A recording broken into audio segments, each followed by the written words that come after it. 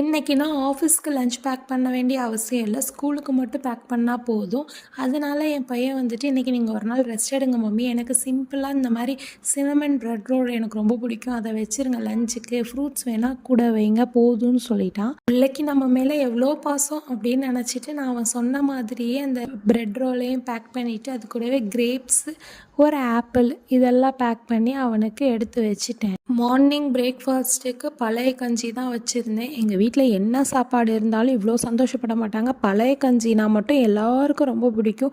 ரொம்ப ஹாப்பியாக சாப்பிட்டுட்டு போயிடுவாங்க.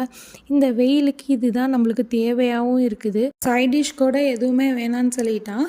எப்பயுமே ஸ்கூல் பஸ் ஏற்றி விட்றதுக்கு முன்னாடியே குக்கிங் வேலை எல்லாமே முடிஞ்சு, சமையல்லாம் முடிஞ்சு பேக் பண்ணி ஓரளவு எடுத்து வச்சுருவேன். ஆனால் இன்றைக்கி அப்படி இல்லைல்ல. இனிமேல் இவனை பஸ் ஏற்றி விட்டுட்டு வந்து தான் இன்றைக்கி எனக்கு சமையல் ஒர்க்கு எல்லாமே இருக்குது. பாய் சொல்லி பஸ் ஏற்றி விட்டு வீட்டுக்கு வந்தாச்சு.